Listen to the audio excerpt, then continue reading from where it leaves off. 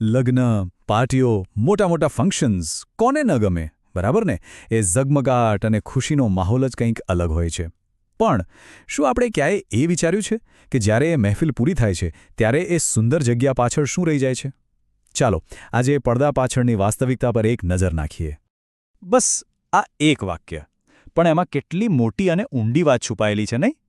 એક તરફ ઉજવણીનો અંત અને બીજી તરફ એક નવી અવ્યવસ્થિત શરૂઆત.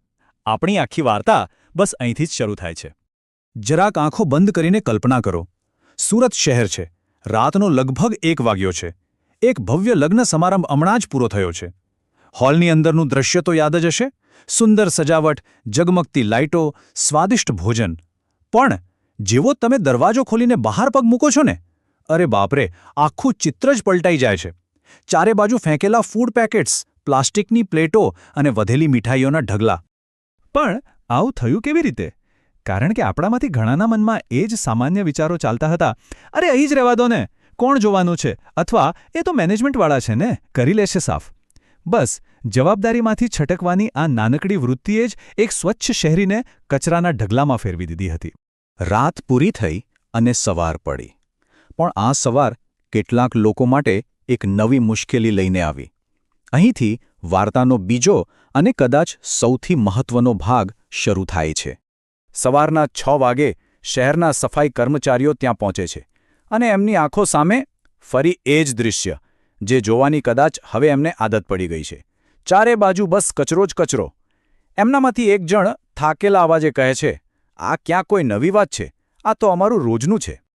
પણ એ જ ભીડમાં એક વ્યક્તિ એવી હતી જેણે આ દૃશ્યને એક અલગ જ નજરથી જોયું. અહીંથી શરૂ થાય છે પ્રિયાની વાર્તા. એક એવી છોકરી જેની એક નાની અનુભૂતિ બધું જ બદલી નાખવાની હતી. તો આ છે પ્રિયા. તે એ જ વિસ્તારમાં રહે છે અને આગલી રાત્રે એ જ લગ્નમાં મહેમાન તરીકે ગઈ પણ હતી. બીજા દિવસે સવારે તે પોતાની ઓફિસ જવા માટે નીકળે છે.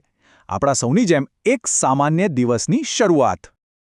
તે પોતાની ધૂનમાં ચાલી રહી હતી અને અચાનક કર્રર એક કચડવાનો અવાજ.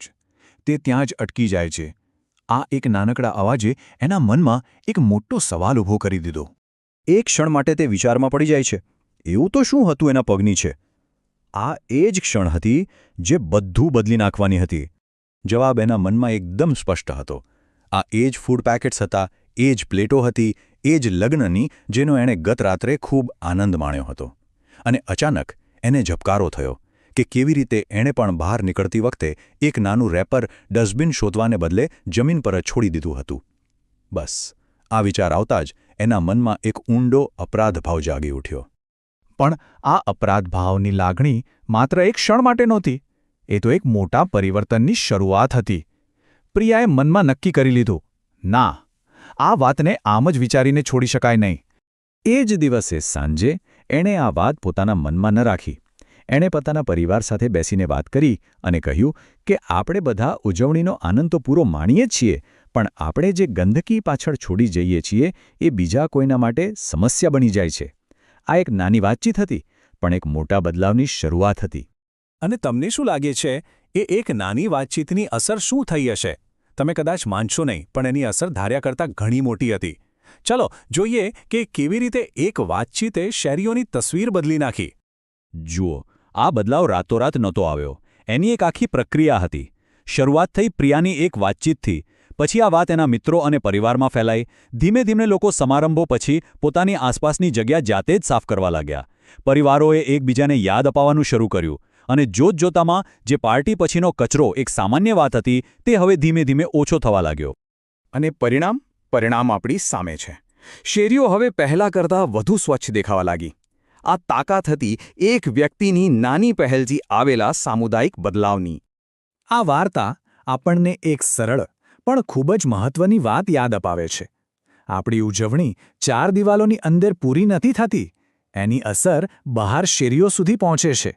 તો ચાલો આપણે સૌ આપણી જાતને પૂછીએ, આગલી વખતે જ્યારે આપણે કોઈ ઉજવણી કરીશું ત્યારે પાછળ શું છોડીને આવીશું? માત્ર સુંદર યાદો કે પછી કચરાનો ઢગલો? પસંદગી આપણી છે. एक कदम विकसित भारत की ओर।